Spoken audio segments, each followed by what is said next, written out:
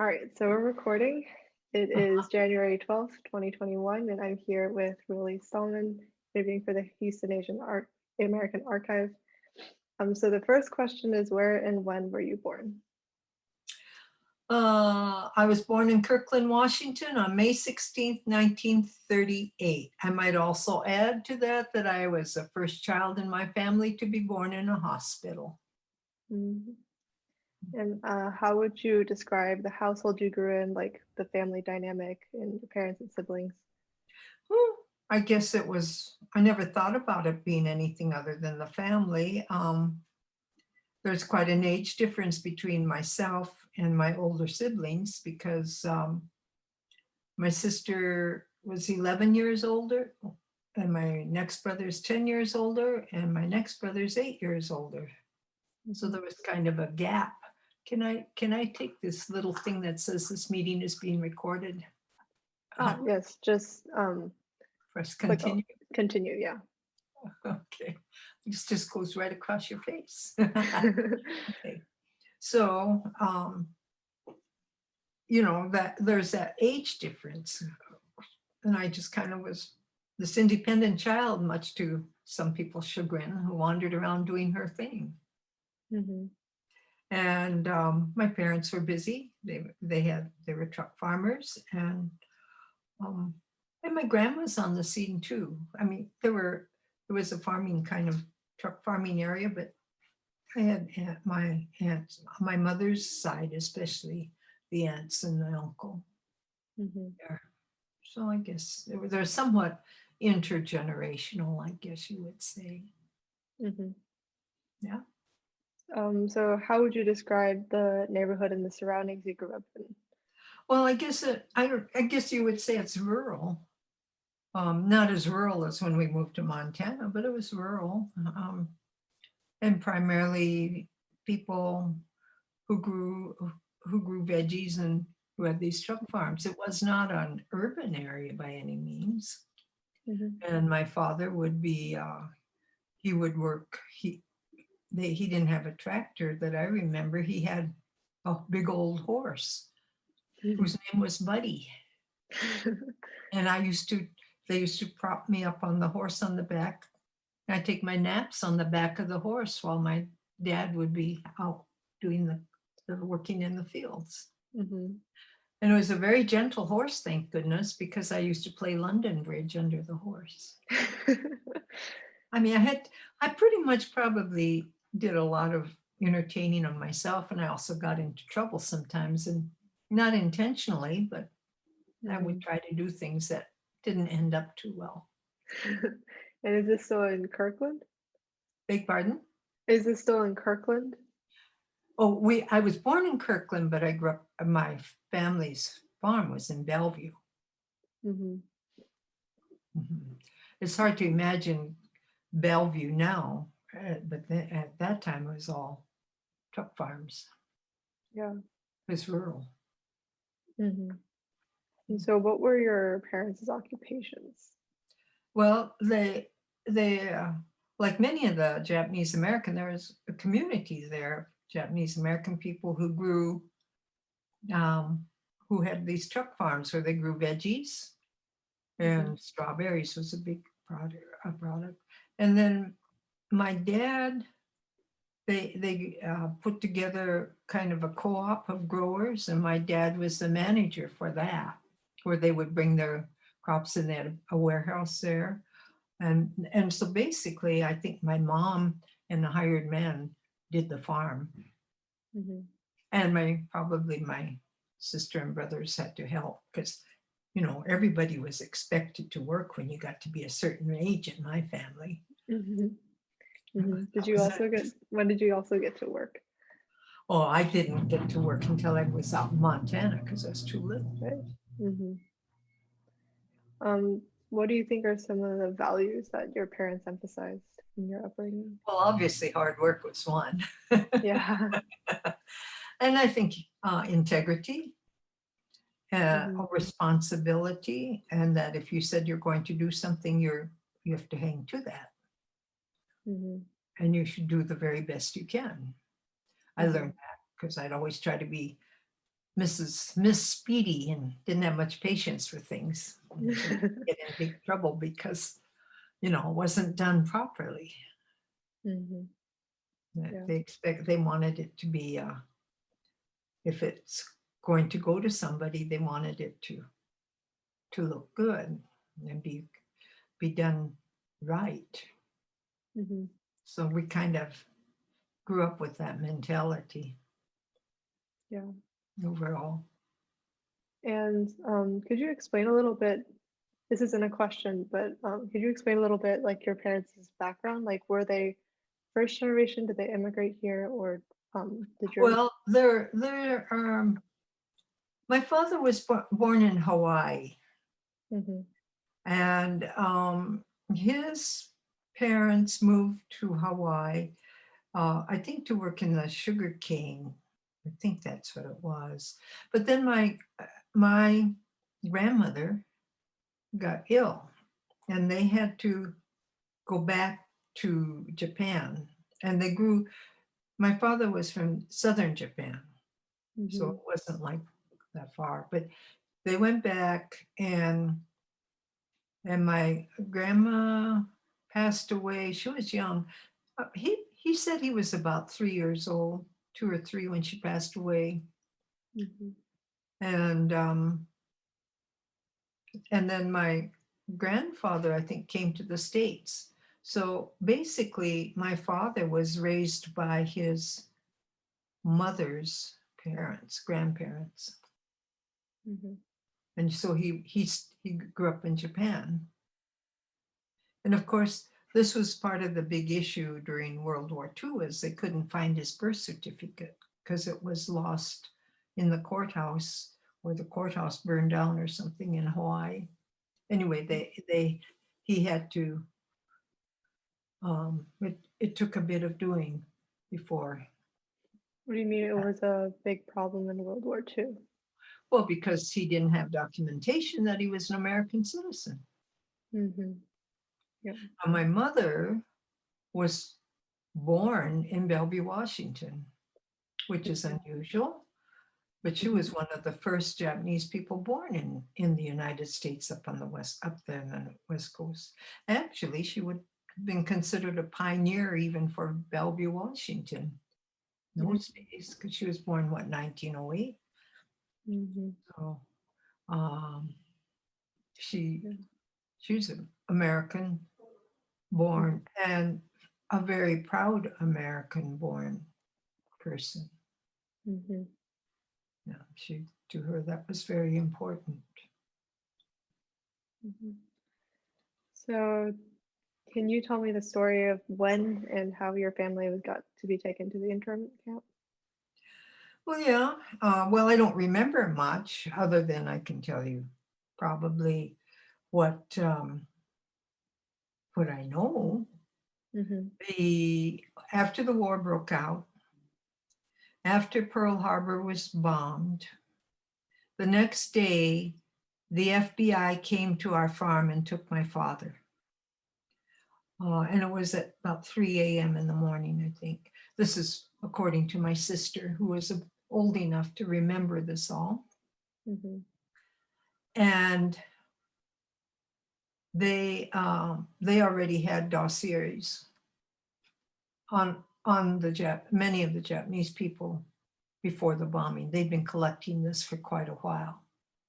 Mhm. So my father, from the standpoint that he managed the packing house, and months before had taken a group of young Japanese American, um, I think they were boys, all boys, obviously, to Japan for like a trip or something. Uh, that was all down. And so they came and picked him up and felt he was spying or doing something. Mhm. So my brothers were upstairs in a loft sleeping. I don't remember any of it because I was probably in a crib somewhere. And they wanted to go up and my mother blocked their way, and they could see that, as your dad called it, Montana grandma could be pretty. You just didn't get her too upset, you know? She wasn't going to move. Mhm. And she told them, she was well ahead of her time. She says, but we are American citizens. You cannot do this to us. Mhm. Um, and they went into where Grandpa kept his books, and he always kept a diary. And he did keep it in Japanese because, after all, that was his first language, so to speak. Mhm. They decided that was all some kind of propaganda and all that, and turned it upside down and tore it apart. And then they told him to get his clothes. And he says, for how long do I need to have my clothes? A change of clothes and well, you better have that and a toothbrush and your razor. And took him off. Mhm. And anyway, he went, they took him into Seattle. By this time, they had rounded up quite a few of the leaders. And I don't know which place, but my sister says we all went to see my dad. And in this, it was supposed to be an immigration, was in Seattle. But my sister said there were lots of, it was like going into a jail, or they had to wait in a waiting room, and they brought my dad. I just remember one place I went that all I can remember are a lot of, like you see in jails, those iron bars, and opening those doors. I don't know if I remember it from actual fact or if I remember it from what I was told. Anyway, what they did then was take my dad and the other Japanese leaders from that area and took them to Montana, to Missoula, Montana, to Fort Missoula. Now, Missoula, Montana is University of Montana, but they didn't. They took them to Fort Missoula for interrogation. Mhm. And my father said this part, some people don't know, but part of the place were Italians that they had rounded up, half of the place. And the other half were Japanese. Mhm. So they were there for 6 months. Just And mhm, just him and the rest of the leaders. yeah, they Mhm. were separated by fences, the two, the Italians from the Japanese, and they were interrogated. Now, my dad didn't have a problem, but some of the Japanese Americans got beaten up during the interrogation process. Mhm.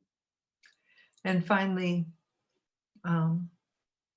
I think finally somebody listened to the complaints and they removed the people who did that. But there were some who were. And my father said it was very interesting because you're sitting, there's nothing to do. You're just sitting around there, and it's winter and all that. But then when the spring came, when they went out, they realized that Montana is very beautiful, especially there. It's mountainous region and the air was fresh. And they saw the Italian people playing with this round ball. And they thought that was very interesting. Of course, that was soccer. But the other thing is they found all these different kind of stones in the ground. And so then the Japanese men got to be a thing. They pick up the stones and they take it into their shower room because that had concrete floors. And they would scratch those stones and then they would polish it with their, as they called it, government issue blankets. And it would get nice and shiny. And that was the famous rock that I remember as a child that my dad brought with him. It went all over with us. Mhm. This famous rock. It had different colors of brown through it, and streaks. It was a fairly good sized rock, but that was almost hallowed, you know, the famous Mm. rock. And then finally, after he moved back when he was in his 80s or whatever, um, he donated that to the Wing Luke Museum when they did this um, kind of whole thing about the Japanese American internment. Mhm. So it's over there now, which is a perfect place for it. Mhm. So So where was, sorry, go ahead. no, that's what happened to my dad. He Mhm. was not released until I think June, and then he June came. of which year? Well, let's see. The war broke out 41, and they rounded him up. That would have been December, and by December 8th, they took him away. And then he came and was able to join the family. I think it was in June. Okay, of 42. Mhm. Mhm. And so where was the rest of your family when he was? Well, first off, they took him away, and then we stayed on the farm, and my mom and the hired man essentially ran the farm, Mhm. not knowing kind of what was going on. After all, didn't have exactly phones and cell phones and texts and Zooms in those days, you know. Yeah. Um, but then the word came, my mom was well aware that there was a lot of animosity. And as she said, you found out who your real friends were during this kind of a time. Mhm. And they decided that they had to intern the people into camps for the safety of the, because, you know, you couldn't trust Japanese people and all of Mhm. this. I mean, you can read all kinds of rules and laws about how they came to this conclusion. Mhm. So there are stories about certain groups of Japanese people um, from that area being put up in horse stalls at the racetrack. But in our case, we all met at Kirkland, Washington, and it was May 20th. So I Mhm. just turned 4, I guess. Um, and we were put on these old train cars. They were passenger train cars, but my uncle said he thought it was a World War I train car. They were very dirty. Mhm. And then we had this sooty engine pulling us, you know, which meant that all that soot came back on the people in the cars. Mhm. And they most of the time they had us travel at night, I guess, um, and put us on the side rails during the day. But you were allowed a suitcase, and if you had 4 or 5, you could have a duffel bag or something to put your clothes in for 4 or 5 people. You know, I mean, your bedding and stuff. That's about it. You just had to pack up and go. So most of the people tried to either put their belongings in and lock them up into the house that they had to leave, or in the back room, or if they had some Caucasian friends who really wanted to help them out, they would store some of their precious things at their house, Mhm. because you had to go. So there's to Mhm. it. So what happened to your stuff? Your family stuff? Like my, Like your possessions, or you said some people can like leave them at other people's houses if they had friends to do that. Or well, in our case, our stuff, my mother, well, and my uncle had just gotten married. That's her brother. Mhm. They put their things into this with this neighbor. They were very, very nice, you know, very friendly and wanted to be helpful. So the nice things that they had that were like heirlooms, they've stored Mhm. there. I see.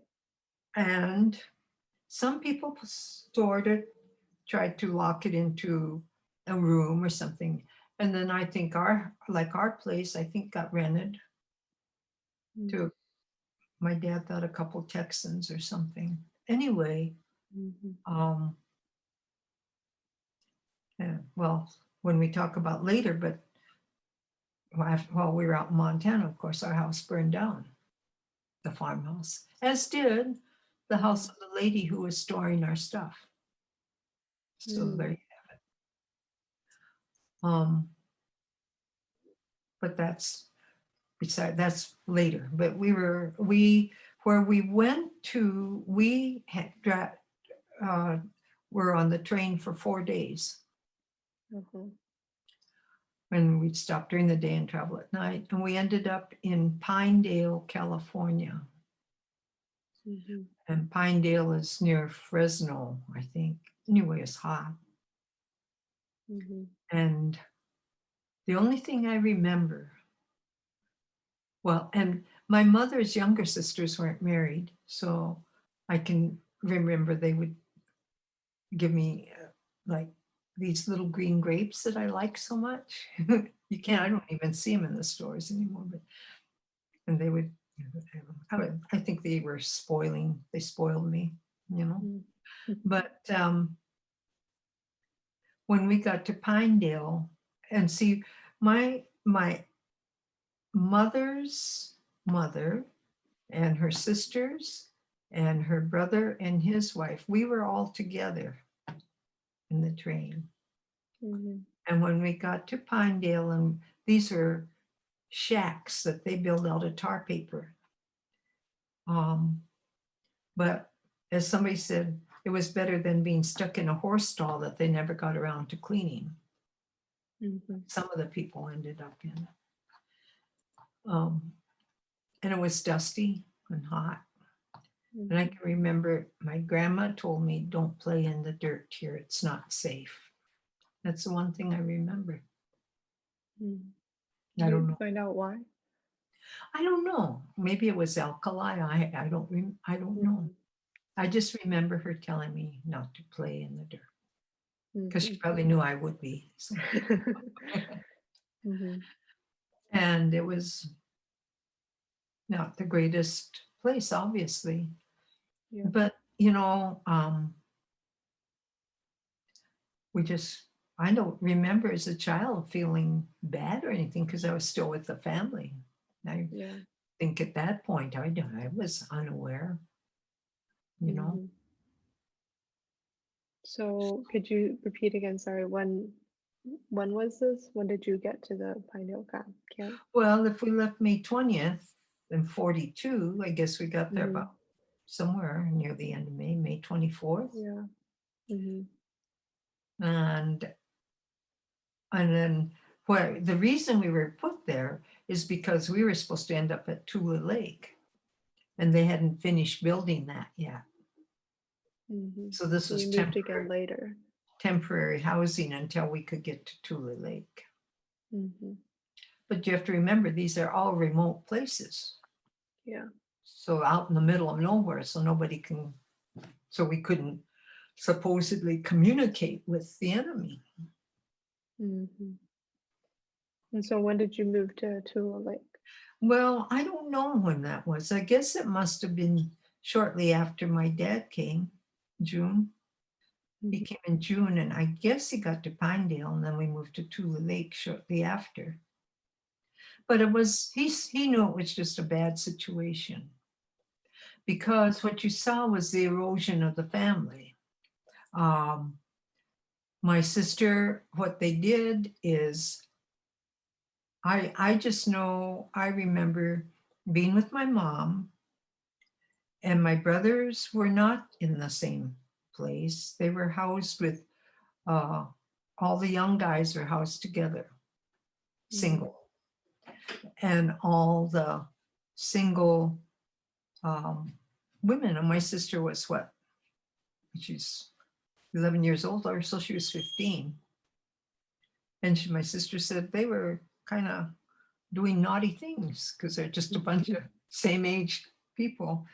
And my dad felt that my brothers didn't need to have some of the lessons that some of these 20-year-old young single guys were willing to teach them. So he found this very disturbing. The and the other thing is everything was done in the community. And I don't know, but by and large, Japanese people are pretty private about, like, even if you read about their hot tubs and all that, those things. But in terms of their lives and stuff, they were pretty private. So, but everything was in a community. I mean, all the women had a community shower, all the men had a community shower. We all ate dinner in the same hall, everything. And so it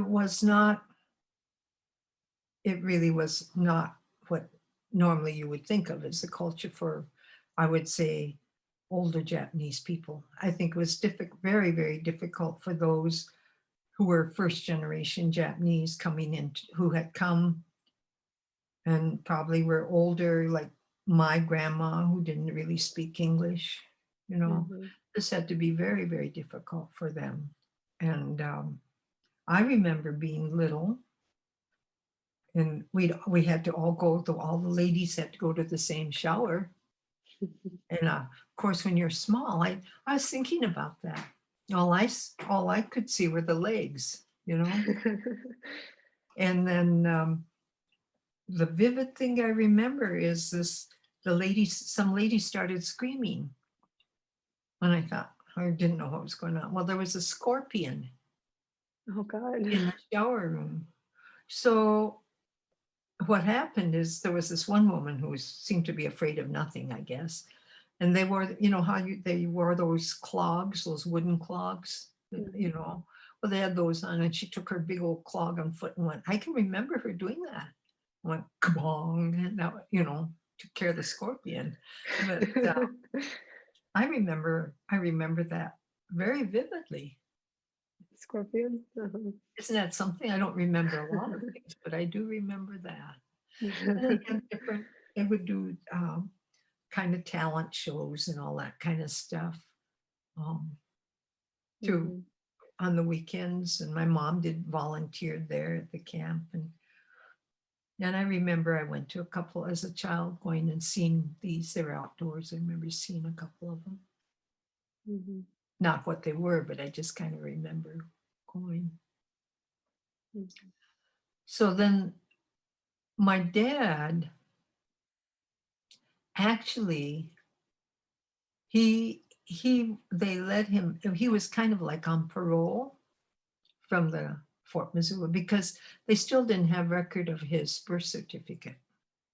Right. So he was still a questionable person. But between the time he came and before they could get that paperwork transferred and all that, government, you have to remember, the sugar beet farmers up in Montana had a shortage of people because of the war. A lot of people had gone off to fight, of people to take care of harvesting the sugar beets. So they came to the camps to look for workers, and my father glommed onto that right away. And he hired out our family. And my uncle hired out his wife and two sisters and my grandma. So we kind of went all together to Chinook, Montana. My sister said they got there in September. Well, that's it. We got there. That was September. And she said it had been snowing, and they wondered what kind of world they had come to. In September? Huh? September? Wow. I think she said September 28th or something. She said it was cold and snowing. Wow. And we were put into a 2-room labor house. Not my uncle, but our immediate family. So you had the one room which had a stove in it for your kitchen and you could eat in. The other room was the bedroom. So the seven of us, no, how many were there at that time? Six of us Mm-hmm. slept in this one room. Um, and my mother was also pregnant by then at the time. Mm-hmm. But it was so cold in there. There was no heat. That, and I Yeah. suppose condensation from the people sleeping in there. There'd be ice on the beds in the morning. Um, Yeah. so this is after you left the camp, right? Yeah, when we went to Chinook, Montana. Mm-hmm. So when you were still in the camp, did you say this person hired you guys out for labor work, but when you're in the camp, do you know if your family had to do work or were they paid to do something? I don't think so. I'm not sure if they were. My mom she volunteered at some activity things. And then Mm-hmm. I think that some of the children who had older parents found, because there was time on their hands, because you have to remember that they were all so busy working from dawn to dark trying to make a living, and they had the spare time, that they found out how artistic some of their parents were. They didn't realize that Mm-hmm. because they had the time to try to create things. So they were creating, um, but I don't think so. The thing is, some of the farmers, and I'm not sure if my parents were involved that, had made arrangements to lease their farms when they left that the Bellevue area. Mm-hmm. And with the idea that so they would get, otherwise, to pay for the farm. And I think that the guy who did it went broke and they weren't getting their money. And there were some problems that way too. But I don't think anybody had any kind of living to speak of. You couldn't get out of the campground. Yeah. Mhm. Mm-hmm. It was all walled in or Mm-hmm. all fenced in. So what did the place you lived in the camp sort of look like? And like what It was would a tar you paper describe? shack. There's not much more I can say about it than that. That's Yeah. what I remember. What Um, kind of food did you guys have to eat? well, I don't even remember that, but you have to remember, Yeah. I know it's hard to believe now, but I was kind of a picky eater. And I think it was like commune cooking, Yeah. some of the people would cook these big vats of rice and Mm-hmm. all that. I think they would cook. I'm sure that people were assigned jobs, like certain ones were, so maybe, I don't know if they got paid, but like my uncle was put onto the fire part of it. Yeah. I think my dad helped with the cooking once he got there. Mm-hmm. And there are those like my mom who worked with the entertainment or whatever. Yeah. Oh, there was that kind of a thing, but Mm-hmm. it was all this community living, I guess is what you call it. Mm-hmm. And your parents both spoke Japanese, and so I assume several other people in the camp. But was it like Well, encouraged to? they were all Japanese. Yeah. But was it like encouraged to speak the language, Japanese? No, No. well, in the camp, I suppose, of course, they kind of had to, because otherwise, how could the Issei people, as they call them, the people who came from Japan, like my grandma, how Mm-hmm. could you communicate with her? Right. Mm-hmm. But the whole idea was you weren't supposed to speak Japanese. And the other thing that Mm-hmm. was an issue was they had these language schools that they were teaching kids Japanese. Well, the powers that be decided that was subversive. They were passing along whatever. And Mm-hmm. so that had to be a good proof that we were part of the enemy. Mm-hmm. Um, so I think that the whole idea of you weren't supposed to speak Japanese. And of course, my mother spoke Japanese, but she also spoke very good English. and she made Mhm. sure she did. She was, that's just how she was. Yeah. So my father had an accent, but that's because he was raised in Japan. But the rest of us, she was very strict about how we said words, Mhm. you know, and she was she she said when my mother said she started first grade, she didn't know English. And she Mhm. graduated as valedictorian of her high school class. Wow. That shows you her determination. Yeah. Mhm.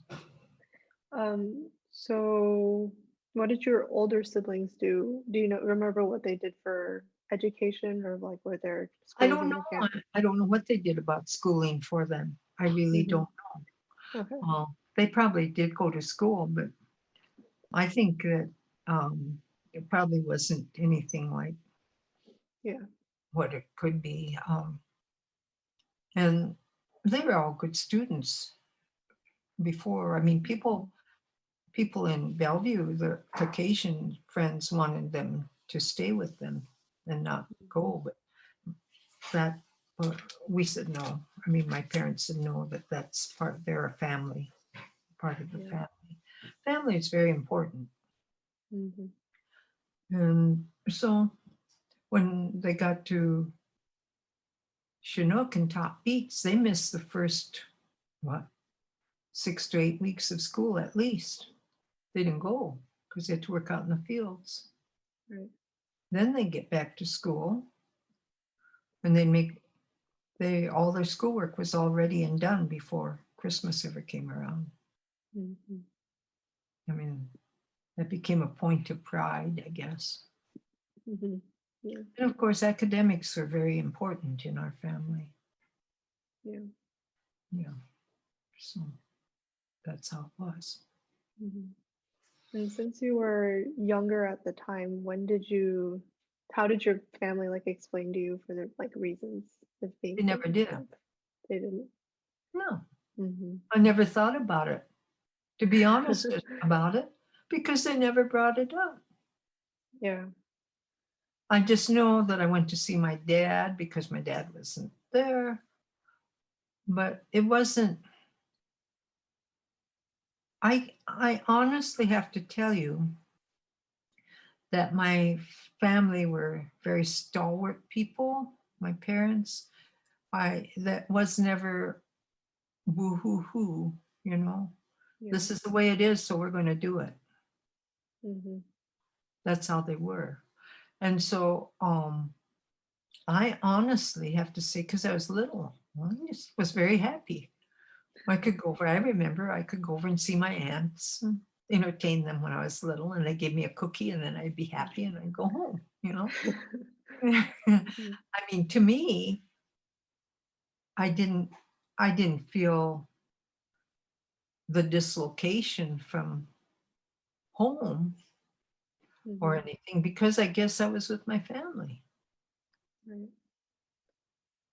So when did you start actually understanding or like learning about the reasons Well, about how I older really, you? it was interesting because you think about it. We moved to Chinook, Montana, and it was fall, and they worked in the sugar beets and Yeah. topping the sugar beets by hand. And the first bunch field they finished up were little sugar beets. And so that way it Mhm. means a lot more work because you top all these little beets. And I don't know if you know how they did it, but then they'd have to top all the tops off. And then a truck would come down between the two rows of sugar beets. There'd be three people on each side, and you'd be Mhm. throwing these sugar beets. You'd hand load them into the truck. Mhm. Oh, what did they do with me? I couldn't chop sugar beets. So my brother said they stuck me just in a corner and I had to entertain myself. Mhm. But I guess I did. I don't remember feeling particularly traumatized or anything. So I Yeah. probably was happily doing what I shouldn't be doing over there in the corner of the field. I don't know. I Mhm. do remember one time the hired man of the farmer who hired our family found a little rabbit. He was out there working, and he brought it to me. I do remember that. Mm-hmm. And then I also remember getting in trouble with the farmer. They had kids, and they had a boy who's a year younger than I, and we got into the chicken feed, and we were monkeying around. We got in trouble for that, probably Mhm. wasting it. Mhm. So my mother was very appalled, and he was in trouble with his mother. And then Sorry, go ahead. as far as what we could eat, now you're talking about a family that grew vegetables, right? Mm-hmm. Lettuce and all this kind of stuff. When you go to Montana at that time, they didn't have that, not in September. Yeah. So the only thing that they had, the farmer's wife said, we have rutabagas and parsnips in the ground, and you can have those. So my mother tried to figure out ways to cook those rutabagas and parsnips. Mm-hmm. She would even try to make Japanese stir fry. Mm-hmm. To this day, my older brothers cannot eat rutabagas and parsnips. They just, the thought of it after all those days of trying to figure out how to eat it was, they just can't eat it. And I also got, when I was that age in the winter, I got really sick, and I got bronchitis really bad. Mm-hmm. And we had you couldn't have a car. And my dad, I don't know how far, it wasn't humongously far into town, but he went into town and got the doctor. Mm-hmm. And thank goodness we had a doctor who was willing to come out Mm-hmm. and check me out. And of course, my parents never forgot people like that. Mm-hmm. So, So it wasn't until much older that you like understood or like started thinking about what happened? um, the first day that I realized I was different was the first day I went to school. And that's when I was 6. And that was after like you left. Well, I was 6 years old. We had moved from that farm where we started and moved over to, that was east of Chinook, and we moved to a farm west of Chinook. And that's a Mhm. farm that your dad would know. That's a farm that we ended up buying from the farmer. We ended up staying in Montana. Mhm. And I went to first grade in a one-room country school. My brother and sister, because I think they didn't work on the field that day because they had to go to the first day of school. And they dropped me off because by then we were allowed to have a pickup truck for them to get to school. We had to get special permission. Mhm. And I knew all my alphabet. I could print all my letters. Mhm. I knew my birthday.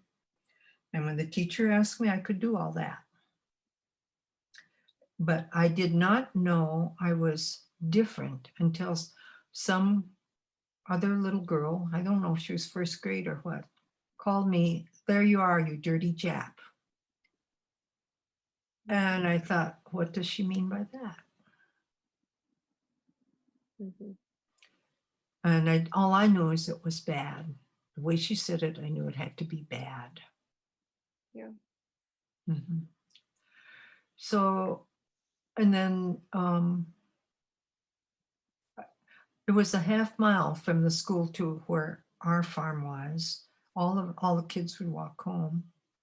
And of course, there was a lot of teasing, but I came home crying. And my dad said, "You can't cry about stuff like that." And that Mhm. was that. Yeah. So that was the end of that. Mhm. But that Well, was the first day I knew I was really different. yeah. And did that stick with you like basically for your elementary and secondary school Well, and education? I was teased. The first year was hard, I guess, looking back as a child. Um, I mean, it was not easy. And I got teased for all kinds of things. And my mom she was very much about school. So the first day of school, she was a wonderful seamstress. And she made this Mm-hmm. cute little dress and I wore. And I got made fun of for wearing this dress. And Mm-hmm. then they bought me, I needed a coat. It's not like my folks had a lot of money now, I think about it, but they took me to town to J.C. Penney, and I'll never forget, it was a red jacket with a hood on it. And I thought it was really cool until the kids started calling me the Red Devil. Then I didn't want it anymore. But I had to wear it because it's the only coat I had, you know. Um, I just didn't know how to take some of the teasing. And finally I learned that I had to fight my own battles. And I found out I could be just as physical as anybody else who took after me. And finally, that might sound awful, they say, oh, well, you're not supposed to. That was the only way I combated it, really. And I have to say, um, my first year of grade school, I was really looking forward to starting school. I could hardly wait. Mm-hmm. And it was not what you call a pleasant experience, I guess. But then there was nobody at my house who said, oh, you poor kid, Mm-hmm. because we were all surviving. And of course, my sister and brothers were going through worse because, as you know, teenagers can make Mm-hmm. it pretty hard. Yeah. So, and then the other thing about it was I was a left-handed child. And my teacher said, I will not teach a left-handed child. Mm-hmm. Because she says it's hard to teach them to add and subtract. Duh. So I had to go to the right hand. And of course, my parents were trying to be compliant with many things. So I had to change to right hand. And then Mm-hmm. she taught cursive from the very first grade. So I'm trying to switch hands and do cursive. Mm-hmm. And I just remember feeling humiliated in first grade. Yeah. There were only 5 of us in first grade in a one-room country school, but there were 20 some kids in the school, but they ranged through all the grades. So we had Mm-hmm. kids who were like myself, and then we had kids who were maybe 14, 15. And in those days, some of the kids maybe had to repeat a year of school, you know? Mm-hmm. Yeah. So the teacher would do is we had these books. I'll never forget those either. And the reading books were color the ball blue or color the ball red or whatever it was. So I did all that. Unfortunately, I never learned to color in the lines. Mm-hmm. So she'd put all these 5 things. I can still see the blackboard with the wire across the front. And then these books would go behind the wire. And then the whole school would look at it and vote on what was the best and what was the worst. And you know whose was the worst. Mm-hmm. It was right. I had all the colors right, but I didn't color in the lines. I used to get D in English. Mm-hmm. Wow. So, of course, for my mother's wounded pride, she decided that I could not have been a very good student. Mm-hmm. The whole interesting thing is, 2nd grade came along. The next thing I knew, some lady came out and was running these tests. And the next thing I knew, I was in 3rd grade. Mm-hmm. You skipped a grade. Yeah. This kid who got D's in her reading and English. Mm-hmm. So, but you know, the one thing I give my parents credit for is they never made a big deal that it was ever the teacher's fault or anybody else's fault. Mhm. Right. Although, to be honest about it, it was. But they never, and the whole thing is, although it was a hard year, I never missed a day of school. Mhm.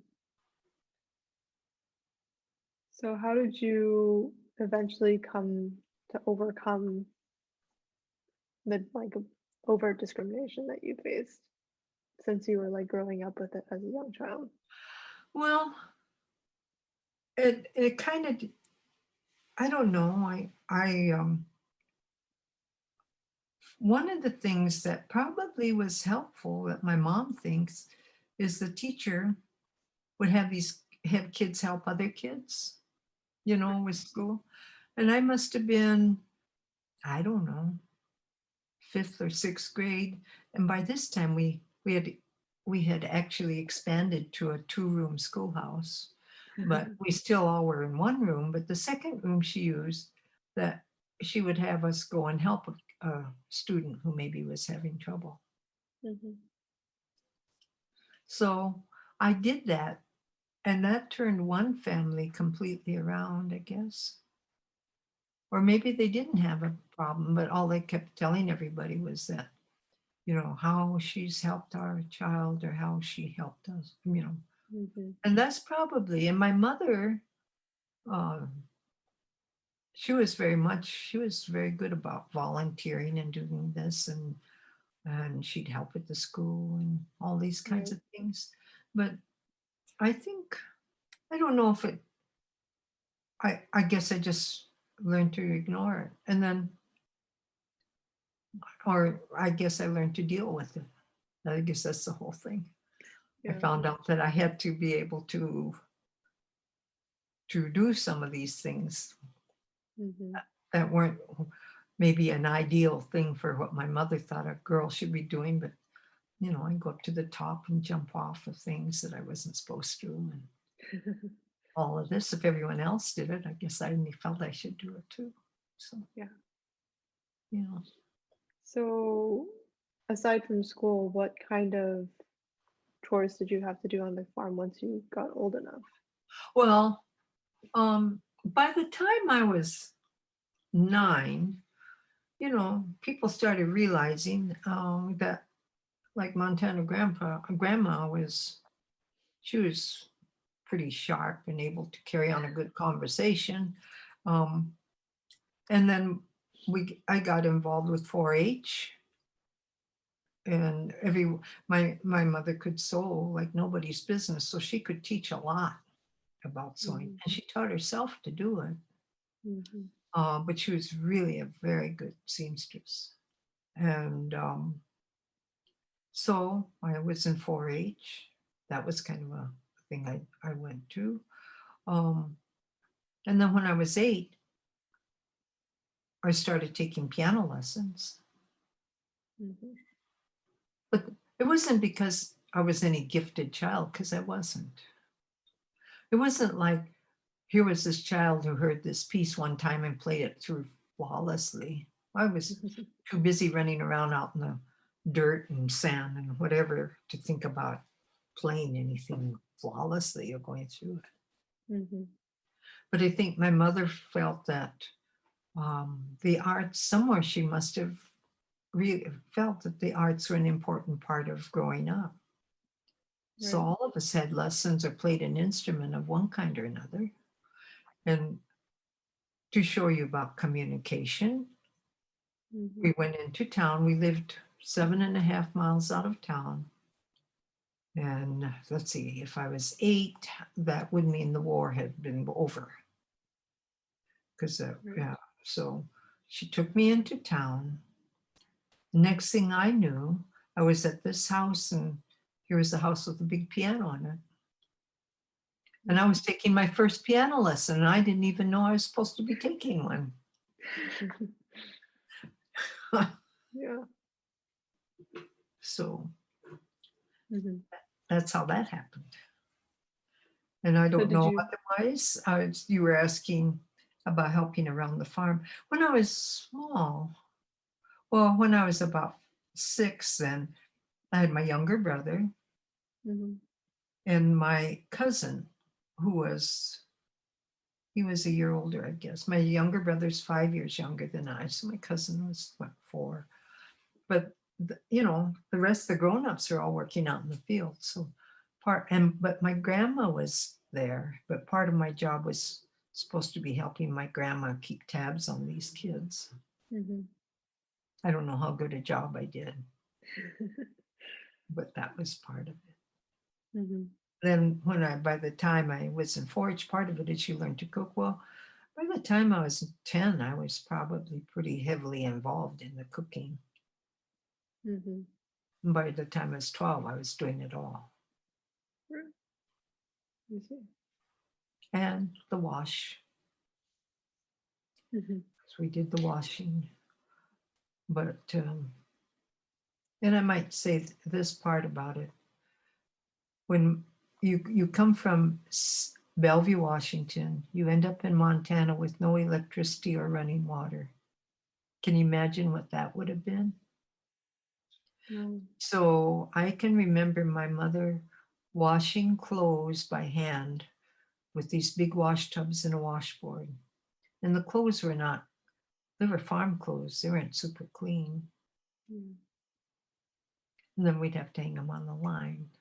Mhm. Mm.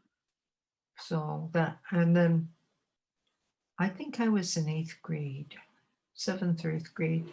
We moved, the people who owned the farm moved into town and we moved into the big farmhouse. It Mhm. actually had a running water in the bathroom. Mhm. And by then we did have electricity. It came, I think we got it when I was about 7 or so. Mhm. But that was a lap of luxury. And we did the laundry and a washing machine, but we still had to haul it up and hang it outside. Summer and winter, we hung our clothes outside. Mm. So how did you? So what happened in the time between, like, just when you first moved to the farm and then when you decided to go study music in college? Like, how did you decide to Well, to become a music major? well the whole interesting thing is somewhere around the line about this piano lesson that I never knew I was going to take to start with. And see, my folks, them found an old piano. It's a big old upright. They must have bought it at a farm auction, and it was in Mhm. our labor house. Yeah. And the house that we moved into, that was a much nicer, was a better place than the first one we had. When Mhm. we moved to the farm, they built this house for us, the farm we eventually owned. Mhm. And my mother somewhere had read that an hour a day was a magic amount of time. So my first lesson, I learned middle C. Have you ever tried to practice middle C for an hour? Mm.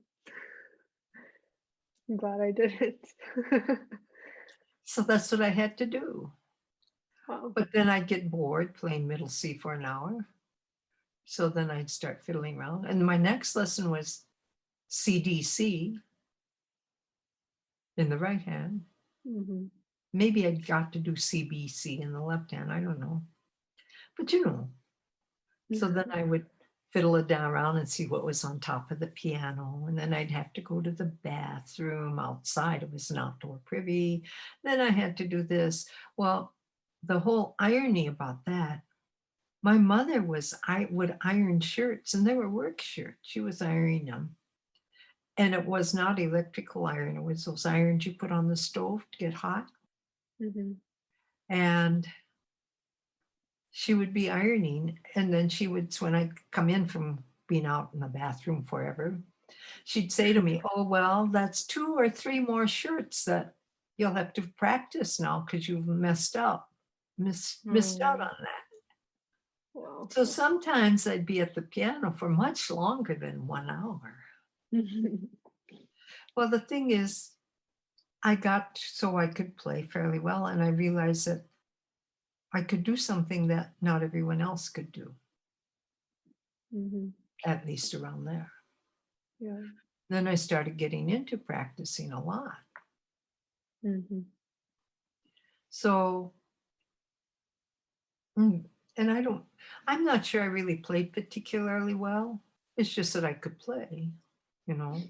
Mhm. And I like to, and then my teacher gave me all these big, large, kind of heavy, large pieces, and the challenge of playing them and being able to do all this forceful playing, of course, is right up my alley. And and then I did I had a few students, neighborhood kids when I was in high school who came for some piano lesson. I teach with them and When you were before college or yeah, during college? before college when I was in high College. school. Mhm. Mhm. And then it came the time to go to college, and I said, well, I guess I thought I'd go and be a music major, which my mother opposed vehemently. Um, so the whole thing was, I said, okay, I'll go and audition, and if I don't get a scholarship, okay. But if I get a scholarship of some kind, then I'm going to go. Right. And I did get a scholarship Mhm. at the University of Montana. Mhm. But she still wasn't very approving because she felt like I should go into nursing or something like that. And you have to remember, I was the only person at that. I was the fourth one, and the other three were all in science, and here I come. Mhm. But I again, see. I was always marching to a little different drum beat. So Mhm. Um, so did you always know that you wanted to be a teacher when you first started studying music? I mean, when I started studying music, well, Mhm. I grew up in the middle of north, in the middle of Montana, North Montana, where Highway 2 runs. I never heard any real live classical artists Mhm. until my teacher took me to hear George Bollett, who is a pianist. I think it was my senior year or something. I maybe heard a couple but see, I didn't have this realization of what all that Yeah. was. And I didn't know that there were other areas in music besides teaching. Mhm. I just thought, okay, I'm going to go and be a music ed major Mhm. because that's all I knew existed. Mhm. So thinking back to your time in college, do you think can you think of like if there's a very impactful or important moment that influenced you? Well, first off, I have to tell you, I had no idea of what ear training was because I didn't have any. Uh, Mhm. the only reason I got placed in a more advanced theory class, but that's because I knew how to write scales, I'm sure. Mhm. But I went to school at a time when there were quite a few veterans coming back to school on what they called their GI Bill, and they were music majors. These are guys who were arranging band scores and everything else in the military for their groups. Mhm. Right. And then the teacher I had was, I guess, considered the number one theory student who graduated at that time from, I think, Cincinnati or somewhere. And he Mm. played this big old chord. And he says, okay, what's that chord? What is this chord I'm playing? And I'm thinking, well, what is this chord? And this one guy says, oh, I think that's a so-and-so 13th with a minor something. And I thought, what is he talking about? I didn't know. Mhm. And I had no clue what they were talking about. Mhm. So that was very humbling to know that I was really not very, very intelligent about theory. Um, Mhm. There were lots of things I didn't know about music. The one thing I knew about music was I played the piano when I started. Mhm. Um, and I even didn't know about applied music even then until I was talking to other freshmen. And this one young girl said, well, I said, oh, so, oh, she says, I'm in applied piano. And I said, what's that? I had no idea, you know.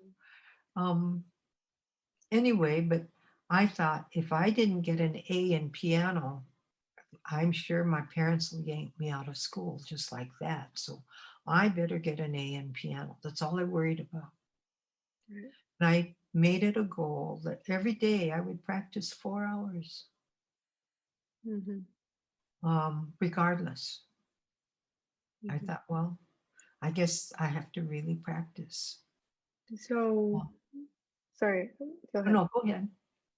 So you said there that was around the time when veterans started coming back to the school. So Yeah, how this is was 55, 56. mhm. I graduated So from high school. so how was like like socially did did you have to face any discrimination from these veterans or No, not from the no? veterans at all. Right. Yeah, Mm-hmm. they were great. And Mm-hmm. they knew I was struggling and, you know, with, Yeah. with courses like that. The other things I did well in. Right. And the other thing is, I did a lot of accompanying. Mm-hmm. Um, so there was that too. But I was in awe of how these people could do these things. And that's where I really heard jazz. Because these veterans, of course, they all knew play jazz. It became this whole thing of big band jazz and all that. And I just thought that was pretty incredible. You know, I Yeah. didn't realize what it could be. Mm-hmm. Um, so I got kind of, really admiring what they could do with that. And I played Right. in band and I played in orchestra and I sang in the choir. I mean, I was taking a lot of courses because you didn't get a lot of credits for some of that. And my piano credit was 1/4 hour. That's what I was getting for my piano credit. But Wow. I just felt I needed to do those 4 hours. That was, to me, that's like my mother's magical 1 hour. When I started, 4 hours to me became a magical number for when I was in college. However, the faculty then advised me to become an applied piano major. Mm-hmm. So that's how I ended up with both applied and music ed. I see. Mhm. Um, so what happened between the time when you graduated in college? You said 55, 56. High school. Graduated high Oh, school in 55, so when did you graduate college? 59. 59. Mm-hmm. And somewhere in between, I met your papa, who is And also who also was a veteran, right. Mm-hmm. And And so in go ahead. 59, after I graduated, in that summer, we got married in Mm-hmm. August of 59. Mm-hmm. How did you meet Grandpa? Just in Mhm. school? Did you meet Grandpa in school? Yeah, he was going to Mm-hmm. school there. Mm-hmm. He transferred in. Just he transferred in. He got out of the service and he was from Aurora and he went to Aurora College, but he decided he wanted to be a forester. And Mm-hmm. Montana had a very strong forestry school. Right. So the summer before I met him, he came to Montana and worked for the forest department on one of those lookouts for, Mm-hmm. spotting fires. You should get him talking. He has wonderful stories about his adventures with the bear up there on that lookout. Um, and then he took the forestry classes, but he said forestry courses are like engineering courses. Yeah, Mm-hmm. and he says he realized that that wasn't kind of for him. I see. Transferred. He then graduated from journalism. Mm-hmm. So was it difficult being an interracial couple back then? Well, in order for, well, not in college so much, I guess. Although it's an interesting thing, my mom heard everything about what I was doing in college socially. Of course, there are people from my hometown there, and I suppose they had to go home and tell their parents, and then the parents had to tell my mom. I don't know, but she heard all about. Well, I hear you're going with this guy, or I hear you're doing that, and I'm thinking maybe it is. But I think the one thing I never, I'm kind of, I was oblivious about a lot of stuff. I just was trying to get my schoolwork and doing all that. Mhm. But I see. your papa went to check to see if legally we could get married. And they had just changed the law about interracial marriage not too long before that. Mm. So it Because was just then that you could be legally Montana married. had interracial. I think it was not necessarily because of us, but also I think there was a certain kind of animosity maybe about Native Americans. I see. There was a Mhm. certain, not everybody had it, but there were those who did. But Mhm. there were laws about interracial marriage before Mhm. we got married. I Mhm. see. And I don't know, people maybe wanted to say something until I opened my mouth and they understood that I could understand everything they were saying. Yeah. I Mhm. remember when we moved back to Aurora, back to Illinois, people talking about me on an elevator like I was some inanimate object. I just let them go ahead and talk. It was kind of fun to hear what they were trying to say. But there was that case. I Um, see. and then one lady was part of what your papa was doing, so I was helping her something, and they had some sort of social gathering. And this lady asked me what part of Japan I was from. Now, this is after your dad was born that this Mhm. happened. So that's been a while. Yeah.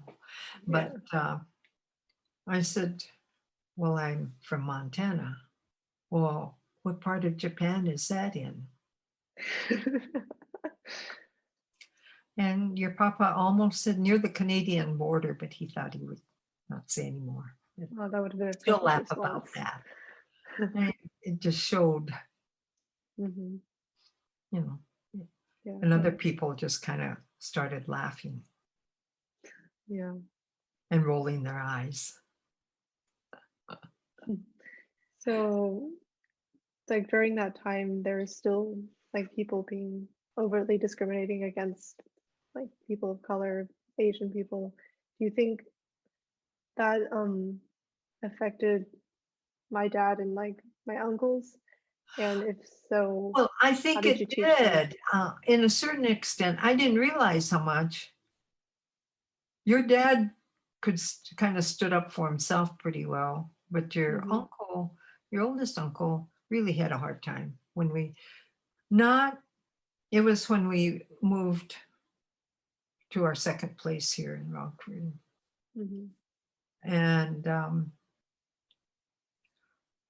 he had kids waiting for him, giving him a Yeah. bad time. But the whole thing is, he didn't want me to go to school to talk about it. He didn't. I found out what was going on.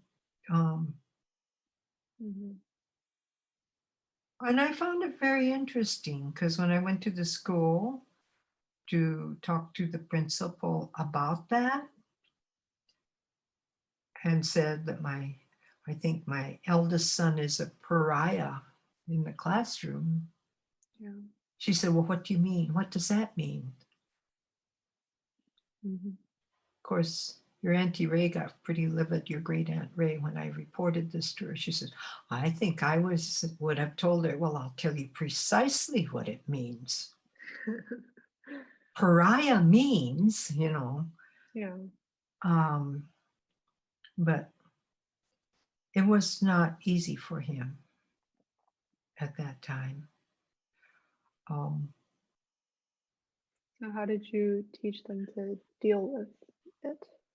I don't know if I taught them anything about it. We didn't Mhm. exactly. I don't know if we just sat down and talked about it. I even I see. um, I I probably you just I guess I was felt I I was raised to deal with it kind of, but I did try to intervene in that case because I didn't like the idea of kids waiting outside school, and I Yeah. also felt that that was reflective of our moving into that community because as you know, Into Rockford. yeah, you don't are because of the mixed race heritage, our our sons didn't really look particularly Asian at that time. Hmm. So you know that there had to be something coming from the parents. And so it filters into the kids. I see. That's all. And that's kind of, I guess, what I told. I mean, it's hard. And I know that now as I realize it was hard as a kid. Um, but the kids don't know the difference. It's because what they're told makes it different. Right. Just like when I went to first grade, the, something had to come up for that little girl to come up and call me that. And it probably Mhm. was a big story about, oh, hey, they moved over there. You know, they have a kid that's going to be in first grade here and blah, blah, blah. Right. It's not the kids. Hmm. And then you have to, they're just reflecting what they're Parents. hearing Right. or grown-ups are saying. Hmm. So when did you guys move into Rockford? What year was that? We moved to Rockford in the summer of 63 Hmm. before your dad was born. Okay. And then we rented a place.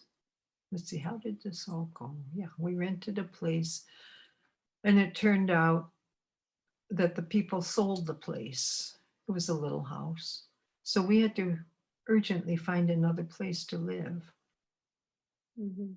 And so we got a temp, and I have to tell you, we did not have very many dollars. So Hmm. then we ended up moving temporarily to this house that the real estate man found for us to temporarily live in. Hmm. And your uncle, Mark, I was doing laundry downstairs and he was a very cautious child, but I don't know what he did, why he decided to do this. He climbed up something and fell down and broke his leg, seriously Oh broke his no. leg. Mhm. Hmm.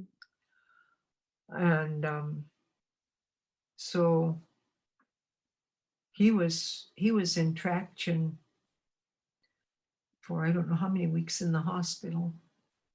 And then he had to be in a full body cast. Hmm. And it was kind of like learning to walk again. Well, it happened, I think, I want to say late October, early November, because I remember that was the year that President Kennedy was assassinated. Hmm. And your papa called me and said, I think you should look at the TV a minute, because I was going to go to the hospital to Hmm. see your Uncle Mark. Right. And of course, then I was expecting your dad, and he made his appearance the next June. Hmm. So when did you said you started teaching in high school already, teaching piano Yeah, with like private lessons? yeah, and then yeah, and I taught some in the summertime when I came home. Hmm. You know, then I also did because I was so active in 4-H in the summer. I think I wrote that somewhere that I had my summer job after when I was in college to do rural arts and recreation at camps Hmm. down in southeastern Montana. Yeah. And that was fun because I was earning, you know, I thought, wow, I'm making some money. Of course, who knows? Yeah, but and then when I graduated from college, and then I we lived in Aurora for a couple Mhm, years. Um, Uncle Mark was born in Aurora, and then mhm. in 1963 we moved up to Rockford. Rockford, right. So, so when did you start teaching from home as a like private piano teacher? Oh, well, I taught, I guess I started teaching privately in Aurora Mhm, in maybe 60, late 61 or early 62. And I had a few students, but they didn't come to the house. I went to their house. mm, But then in 63, we moved to DeKalb because I was working on this master's business and finishing up. mhm, And your papa was, and then your papa was starting, and then he started another job then after that. Um, and then from there, he got hired by an insurance company to come up to Rockford. So we came to Rockford. We knew no one in Rockford mhm. when we came Yeah, here. Mhm. okay. And then I started teaching. I became, I joined the Mendelssohn. At that time, it Mhm, was called Mendelssohn Club. mhm, And I feel a great obligation. I auditioned. In those days, you auditioned to be a performing member of the Mendelssohn Club.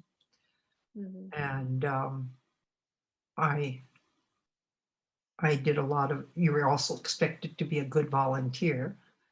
But then the other thing is they had a list of teachers they would recommend for people who called in for piano teachers. mhm, And that's really how I kind of got started in Rockford mhm, teaching piano. And, you know, mhm.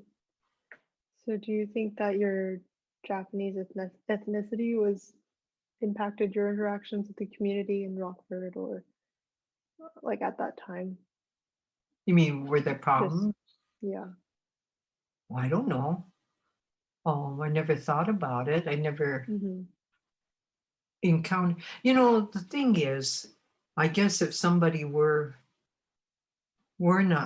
not very forthcoming or nice. I mean, when you get to be in your 20s, some of the name calling, especially if you're supposed to be civilized, stops. It's I not the see. same as when you're 6 years old. Right. So if there's was some of it I don't know if the animosity was because of what I look like or whatever. I just figured, oh well, if they don't Okay. if they don't want to be friendly, that's fine. That's their business. I have other people I can be friendly with. That's kind of Yeah. how my I guess that's how my personality is, and I'm sure your dad would readily agree with that. Okay. I just I feel that um, if people aren't are feel have bad feelings, then I'm not going to push myself on them. I have other people that I can be perfectly fine with. Right. Um, Okay. so I never thought about whether it was because of race or because of personal differences. Mhm. So Right. I never tried to look for any kind of a race business with it because, and that's the other thing to understand. I grew up in primarily a Caucasian community. We were the only Japanese people in Montana once the war was over. In not Mhm. Montana, but in Chinook. Wow. Yeah. So I grew up in a Caucasian capacity. And of course, we didn't speak Japanese at home. My dad Mhm. did. But primarily when I was growing up, people laugh about that. Later, when they didn't want us to understand what was being said, they would start talking in Japanese. But then, of course, that's when my ears would really perk up and I'd try to figure out what they were saying, 'cause, Yeah. but we just didn't. So, unfortunately, when my students at Rockford University used to ask me about speaking Japanese, I said, no, I can't do that. Mhm. But the one thing one of the students figured out was I understood some basic Japanese because of growing up with my grandma. And they were talking and they said, you guys, she said to him, you guys better be careful. She understands, like this inanimate she standing over there. Uh-huh. So Mhm. that was, but no, um, it was, I guess that did have a direct influence, World War II and the whole experience about not kind of almost denying who you were in a way Mm, I see. because you were so busy trying to assimilate and be acceptable. Mhm. Mhm. So between this time, you guys moved to Brockford, and then afterwards, a while later, you decided to study for your master's, No, I had my master's degree. master's then. I see. I went, I started getting, working on my master's. Actually, what it started as was almost, I guess it was a healing process for What do you me mean by that? because in 1961, well, your Uncle Mark was born in 1960. In Okay. 1961, I was pregnant again and we lost the child in Mhm. May of 61. Mhm. And actually, they were going to come and tell me he was going to make it, but he didn't. And Mhm. I guess what happened is, I don't know if it's postpartum blues or what, but I couldn't get over it. And I Mhm. was kind of alone, and no Mhm. family there except, of course, your papa's family, but I wasn't going to let on to them or tell them, but he knew because he'd come home from work and I'd be sitting there just in bed, not Mhm. in very good shape. Mhm. Um, so after a while, he said, I think you need to start playing your piano and start doing something with it again. Mhm. So that's when so that was kind of almost like medicine, I see. psychologically. So went to Northern and played for this man, and he said yes, he would take me as a student. And back in Mhm. those days, um, it was very inexpensive to go to Northern per credit hour, so I could Mhm. afford it. Well, the thing Mhm. is, I took some other courses and accumulated enough credits that I qualified to get a master's. So I figured, oh, well, I guess I'll do that. Mhm. And I did. I see. And then what happened after that is I had a little break and then I decided to go back and take some piano. Mhm. And then I got um, a fellowship. And it was like gold to me because it gave me enough money to buy a broken down old Volkswagen Bug to go back and forth to Northern. And Uh-huh. at that time, we had two children. Yeah, uncle. Your dad was still a toddler, not even that. I went back and then part of the thing was I had to take courses at that time. And that was a struggle because I was trying to teach I didn't have as many students as I later did, but I was teaching. Then I had your dad and Uncle Mark, and Mhm. um, but then I got into some difficulties because I didn't declare to graduate, and Mhm. I wasn't really going for that particular degree, but I guess the rule was I had to do this. Right. Okay. So I kind of argued about that. I have all these stories about these kind of academe things, but uh, no. So we can kick you out of school. So I said, okay, I'll do this. Well, the whole irony is that they call that a certificate of advanced study, and it's Mhm. primarily 30 masters plus 32, primarily for teachers, because Mhm. that's another breaking point for your. And Mhm. and I decided that I would participate in the summer graduation programs so that your papa's parents could see one of us graduate from college. Because they didn't see your papa, they didn't see your uncle. So I said, okay, I'll do this. Mhm. And it was outdoors. Well, the first irony of this whole thing was I went to get a robe. And they asked me what degree I was getting. And I told them, they Mhm. said, well, what kind of robe do you wear for that? I says, well, I don't know. Uh-huh. you know. Yeah. Well, I don't know if they gave me a doctoral robe or what. So here you are. And then they said it was out in the field, out in the football field. And we all had to sit up in the stands where the the student Yeah. bodies. Yeah. The Yeah. the actual doctoral candidates got to be on the field in chairs, but not. I see. And so then they said, will all they went through all of this, will all the so and so please stand, all this. So it's Mm. like you're getting a general benediction because of course they don't know for sure if you've earned your degree yet at that point or not, Mhm. because they haven't finished grading or whatever. Mhm. So then they asked, will all the candidates for certificate advanced studies stand? There were two of us that stood. And they gave us our general benediction and we sat down. And your papa's parents said, if you didn't have that pink stole on, we wouldn't have seen you. And the thing is, and then there were many people there who were getting their MBAs.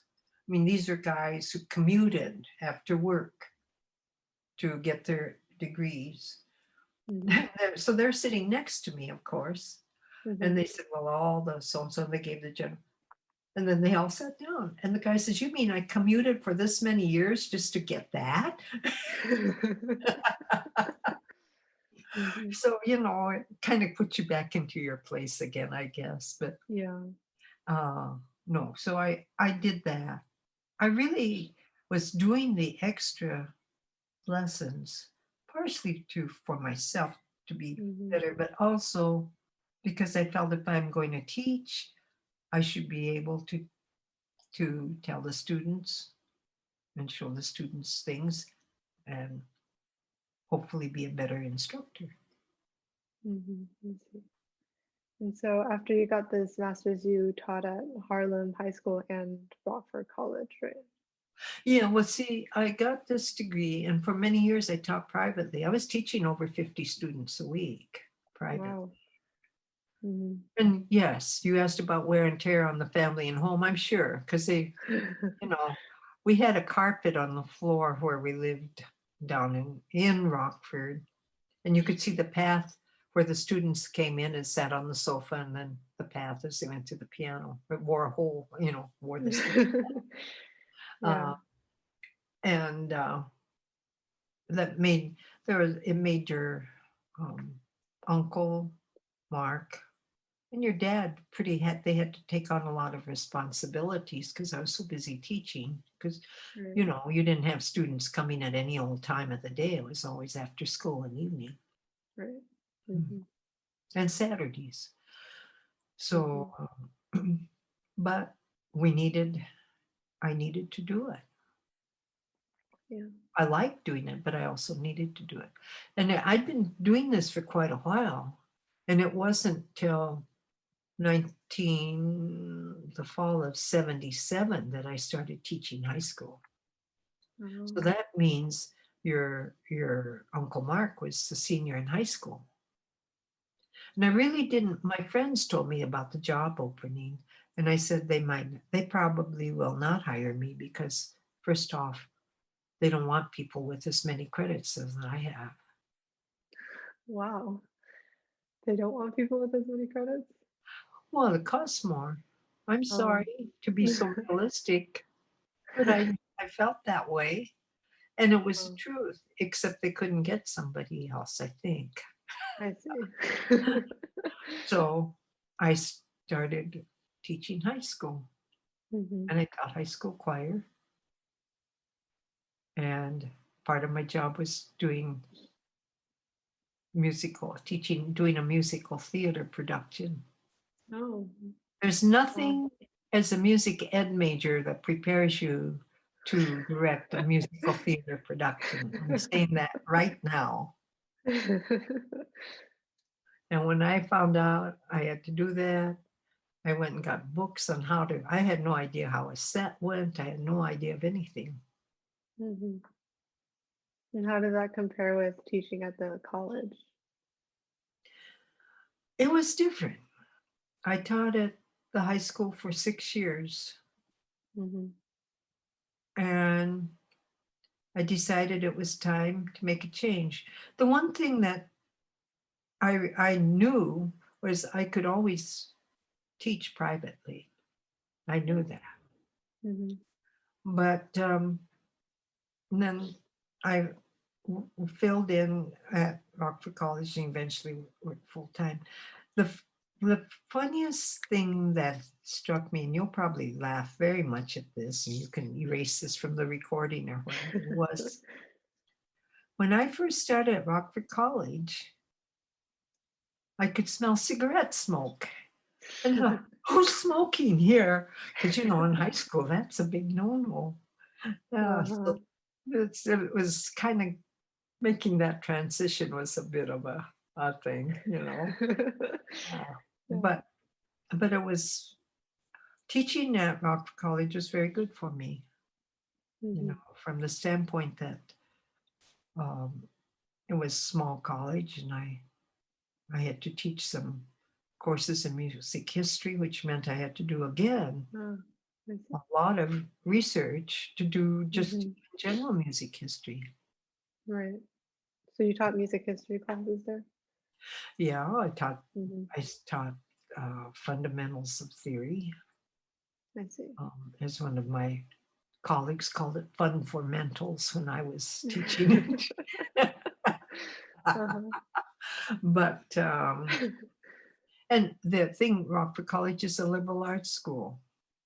Mm. And so I had a lot of non-major students taking fundamentals of theory Mhm. as that I taught. And I realized that Mhm. it's very good to have all of this exposure to other areas and not be just focused on one thing. I mean, these some of these students are brilliant, and Mhm. they were there, and I taught them the circle of fifths, and they could play all the scales by using the tetrachords up and down, and stuff, and they did it. Yeah. I tried to make them understand that if you knew how the pattern worked, you can do any scale if you stop and think about it. Right.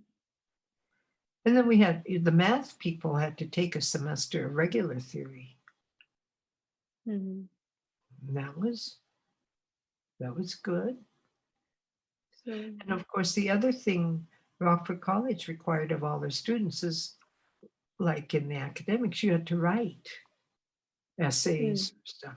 So like music history and stuff, they had to write essays and I had to figure out questions that would rather than multiple choice or whatever. I see. Yeah. And some of the students I had were wonderful, Leah. Mhm. Wonderful, wonderful students. Mhm. So what would you say that is the thing that you're most passionate about being a music teacher? Well, I don't teach music anymore, No, but yeah, but at the I time. think what I got the most passionate about before I retired was interdisciplinary. Mm, Um, the whole idea of the performing arts and the relationships and how you look at that. Um, I taught an interdisciplinary course that we taught for our performing majors, or in our department, and it was the idea of music and dance and theater, wow. and then looking at why and how people treat the same subject matter. Like we took, you might take a Shakespeare play Mhm. and see how it's treated. And also you look at how theater treats a Shakespeare play. Do they update it? What do they do with it? And Mhm. so when I was in London for those couple of years, that was wonderful because I did a thing with Romeo and Juliet, and some of the kids were, you know how that is, Yeah. until they got into it and until they went and saw the opera. They went and saw the Royal Ballet do the dance, Romeo and Mhm. Juliet. They went and saw a modern version in a black box theater of Romeo and Juliet, Cool. and they all had to write on it. And some of them wrote pages and pages and pages. They'd be sitting there reading forever Mhm. about stuff they'd seen. And they could, and I also asked them to write about something, because if you're in London, there's so much going on, something that they had gone to see in the arts. And then and those were students from not just Rockford College, but other colleges in that class. They got into a very heated discussion about film versus theater in the class. It got very heated. And I said, well, we have to, class is over now. You can finish your arguments in in your journals. I shouldn't have said that because I was reading forever. Oh And God. I mean, it was really fine comments and how they felt and what they thought. Mhm. I think that was maybe for me one of the best things I felt really good about that. Mhm. Um, And what do you think is the most important motivation to be a good teacher? well, I don't know.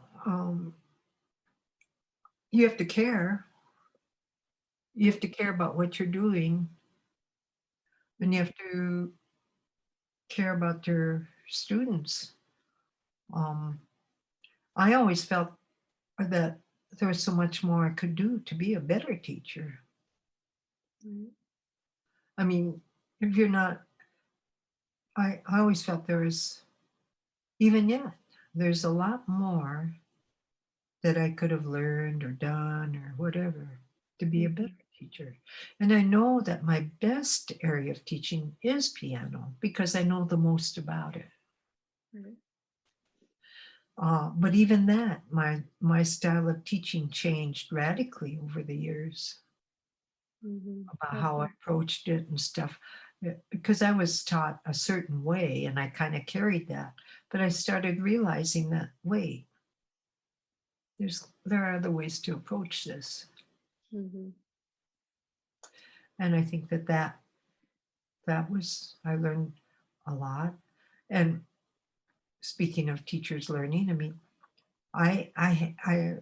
Rockford College was a small school, so I had to teach some of the history courses. We just didn't have the faculty.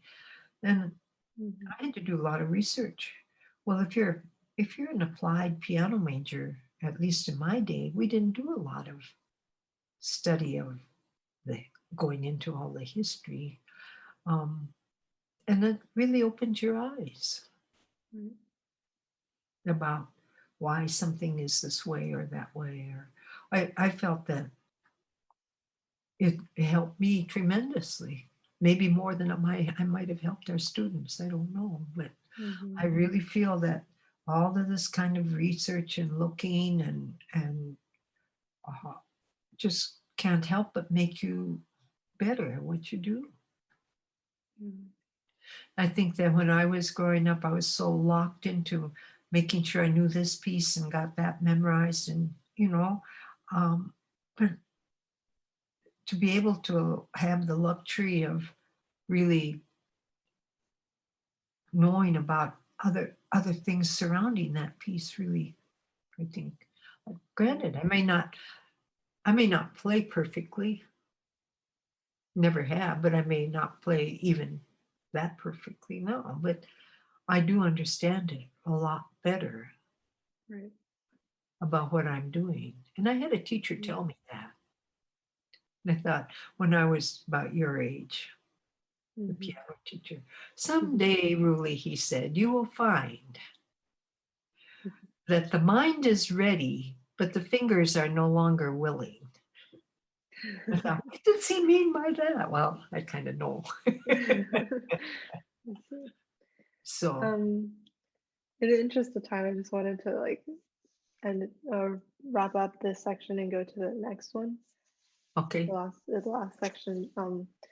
So how would you identify yourself, like as like a Japanese American or American, or like along those lines? I guess I realize that there is this movement to identify yourself. I guess I just always thought of myself as an American. Hmm. Yeah. I realize I'm ethnically different, Hmm. but I never really thought that much about the fact that I know I'm Japanese, Yeah. and I'm proud of the fact that I'm Japanese. And I have to say honestly, when I grew up and was little, I wasn't so proud because it sounded like I had a bad disease. Hmm. Yeah. But I'm proud of that. But I also feel that I am an American. Right. I w- I I would not fit into the current going back to Japan and being Japanese because I've had no experience being Japanese like that. Hmm. I might know some of the customs, Hmm. but I really am not. Um, as my sister who visited there, your great Auntie Ray, who's a Hmm. brilliant person, she says, she says, you and I would not fit there. We're too independent for one thing. We kind of just forge our own ways. And I think that maybe that's changed in Japan, but her experience when she went there was it was still a little bit more man's world Yeah. I see. mhm. And I don't um, keep my voice low and soft and genteel, you know. Yeah. Um, and when I get angry, people all know it.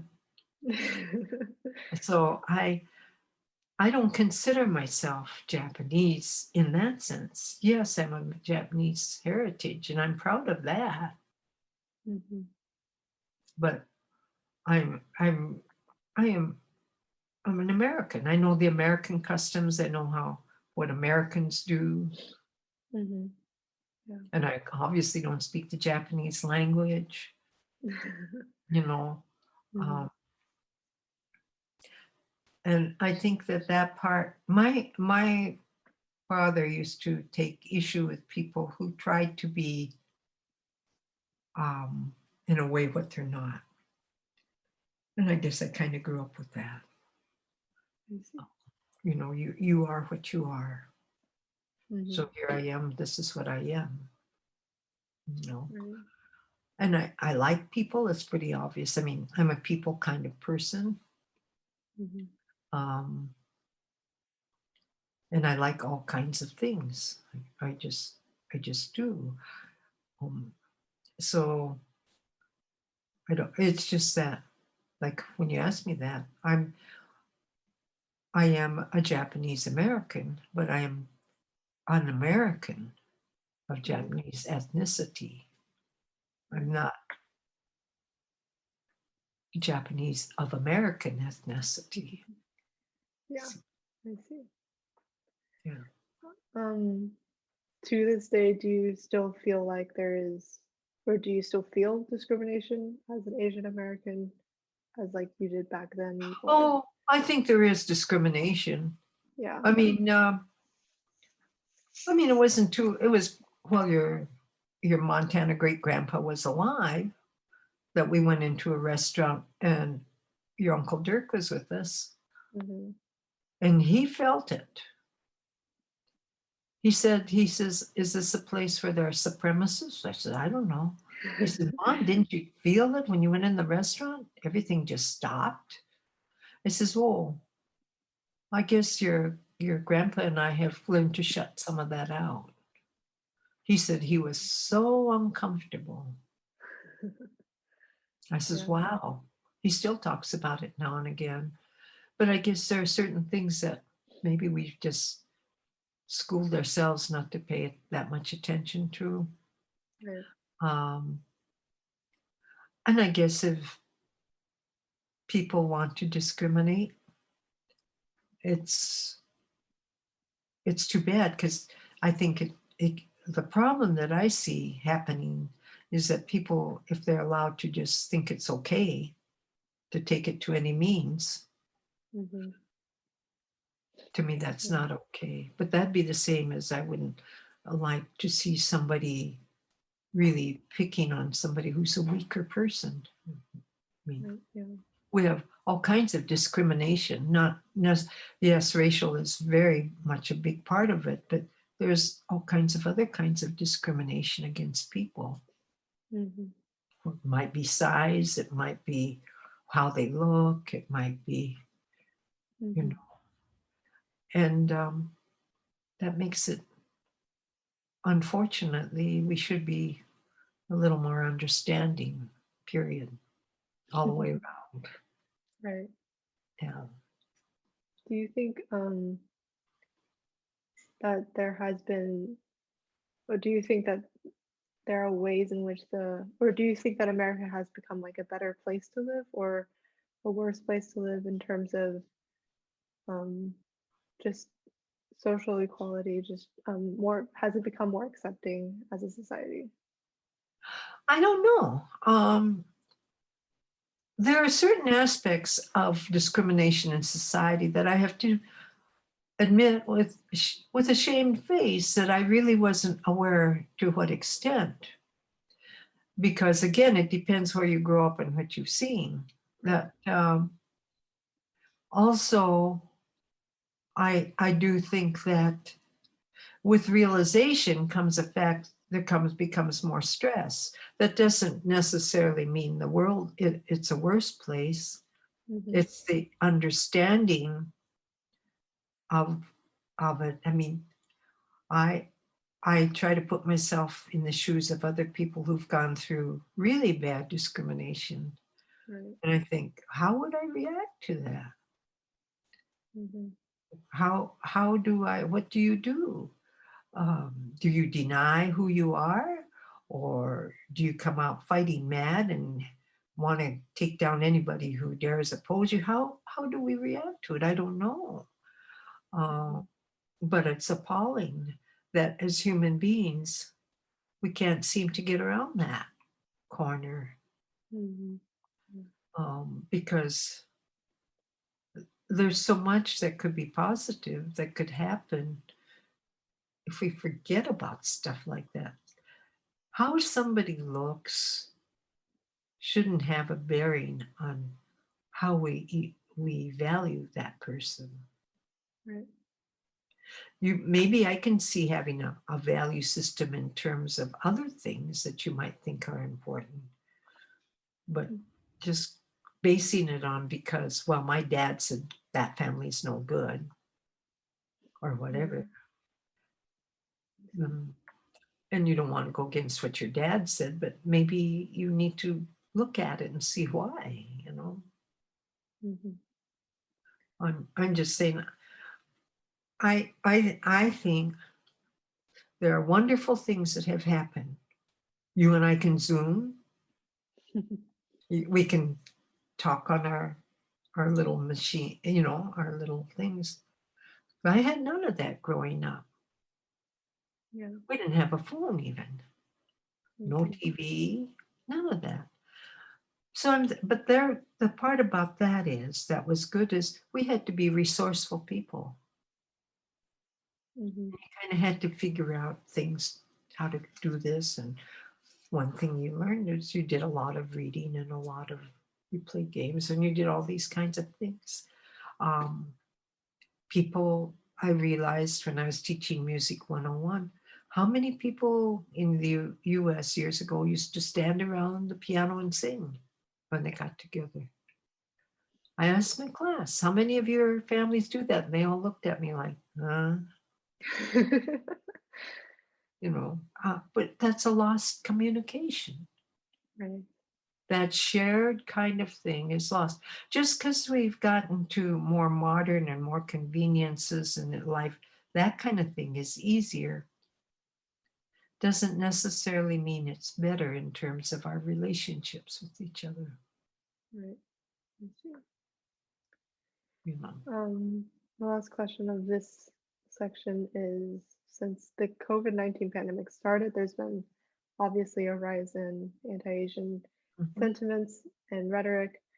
Um, because you were once a teacher, if you put yourselves in the shoe of a teacher right now, if you were teaching some students who are seeing this happen, do you have any advice for them, or what would you say to them?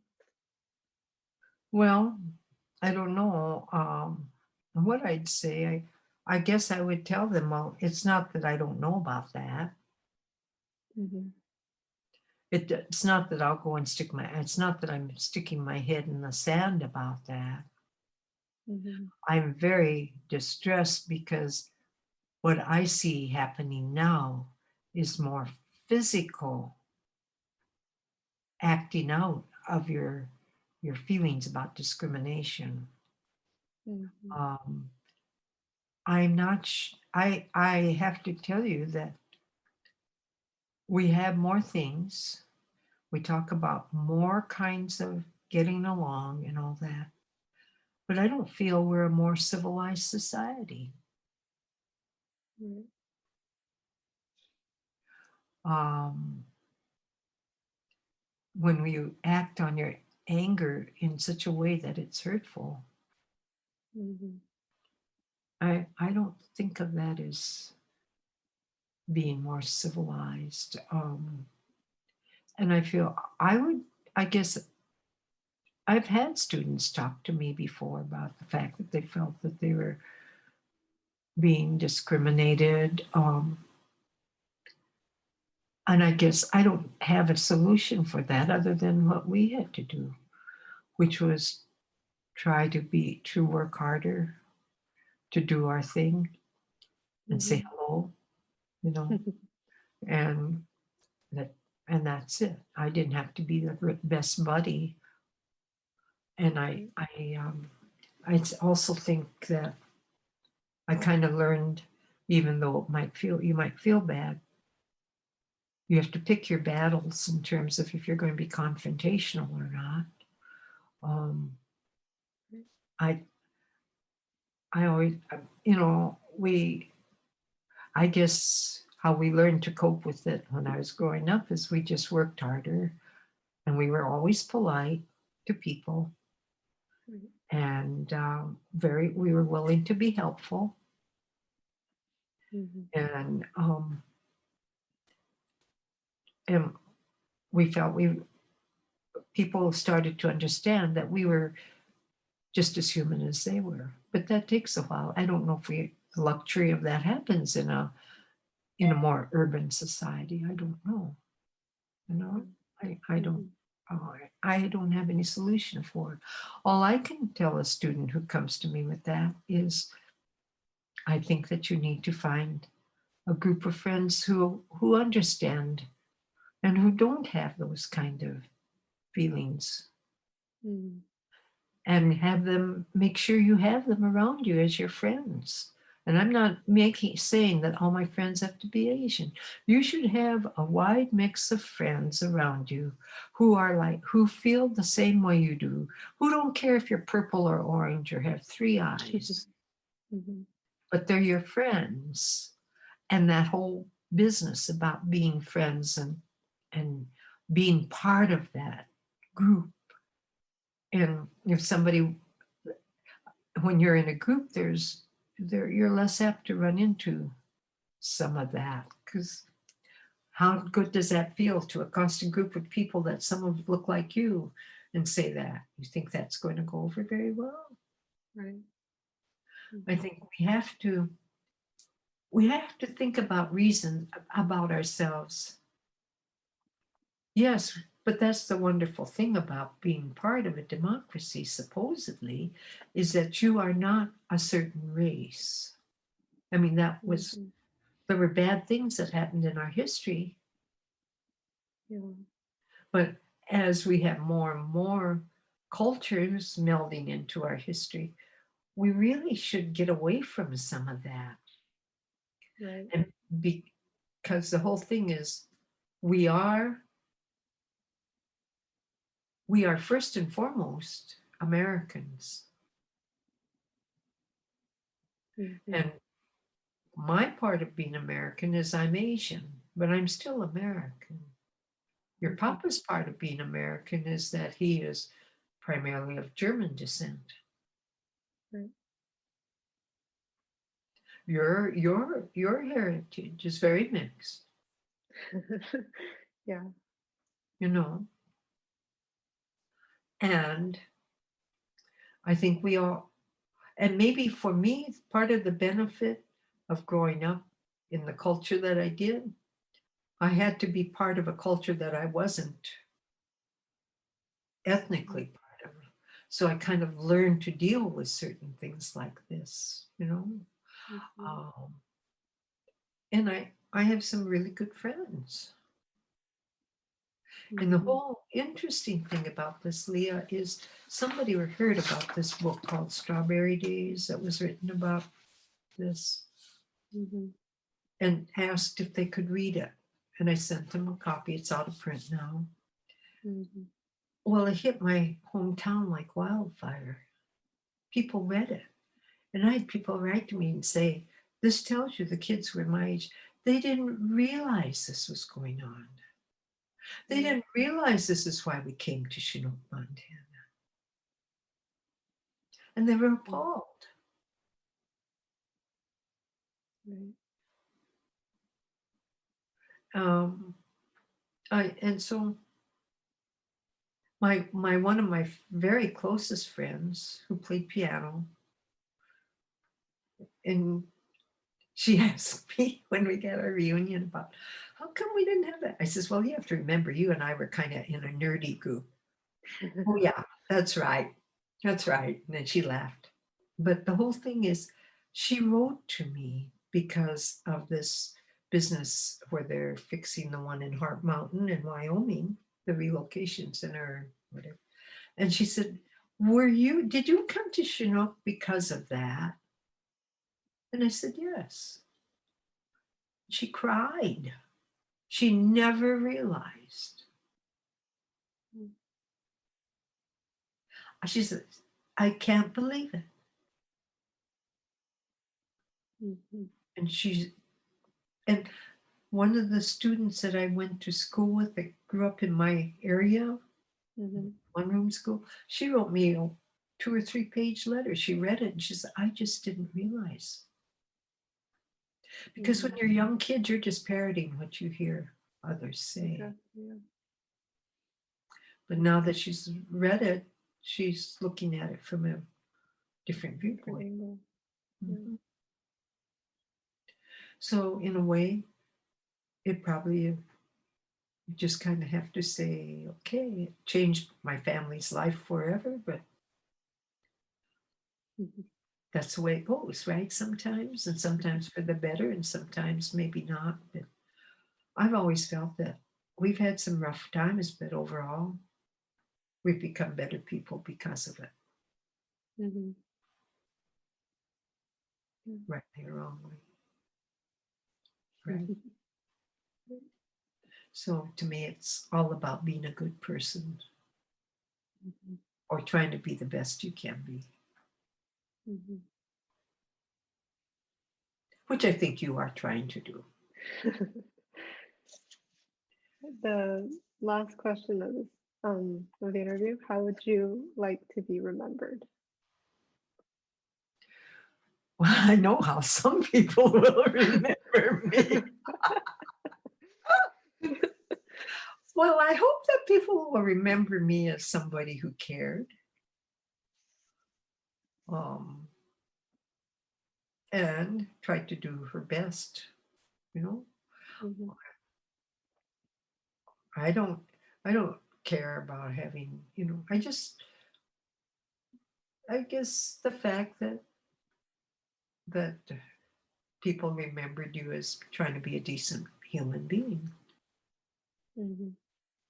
I'm sure there are those who might disagree when I locked arms, but that's the way it is. And I feel that our legacy should be that we have tried to do the best we can. Right. I feel that yeah, I have nothing but I think of your great grandpa. He had a real rough road. Mhm. Never complained. He had to start over how many times? He, he's raised by his grandparents. And he came to this country at 16 to be with his Mhm. dad. And then he's married my mom and had this farm. And then the war broke out and came to Montana. And then the hop farm burned down. So he started again. But I never heard him say, "Oh, poor me." He says, "Well, I guess that's it then." That was his comment all the time. "Well, I guess that's it then. Mhm. We have to do this." Mhm. And that's why we never went back to Bellevue, Washington. We had nowhere to go. So he says, "Well, we'll stay here then." Mhm. And we stayed there and he made good friends. Um, there were those people who still didn't like him for whatever reason. And there was racial stories because some of the people who heard him were so appalled. Mhm. But I was just telling somebody the other day that in the winters are long up in northern Montana, especially when you live on a farm. Right. So to pass the time away, everybody learned to play pinochle cards. And your grandma and grandpa, great grandma and grandpa, were wonderful. They loved playing pinochle.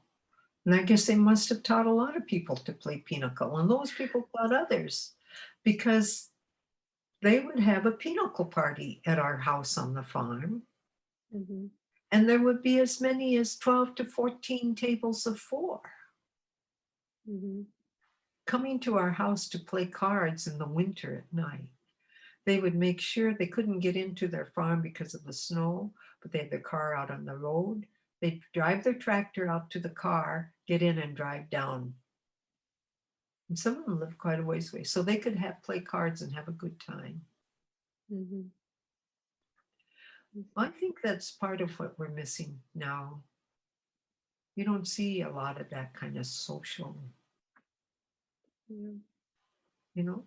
Mhm. So they all knew they were coming to my folks' house. They also knew there were no phones, but they drop in and they always knew there was coffee on the table, on the stove.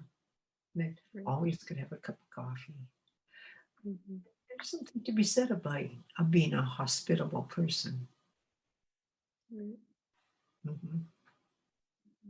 So I guess I just Yeah. would like to be remembered as somebody who tried to be decent, Right. right? Mhm. I'm sure there are going to be lots of other stories. Is there anything else that you'd like to share or add that we haven't talked about yet? We've talked about a lot. Yeah, we have. So, and I hope you can edit whatever parts that you feel are of value. And, Mhm. you know, there are just lots of stories. Mhm. Yeah. And when you have families, you do have lots of stories. That's why Mhm. when I get together with my brothers, we're all getting older, but lots of stories still come out. And some we've heard before, and we laugh over the same stories, but others are like new examples. Mhm. But they're all part of our family. Yeah. And I think you have that too. Mhm. If you're on your mom's side.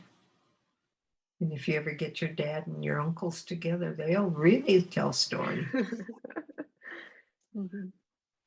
That's that thing. And I think this kind of shared stuff is a good thing.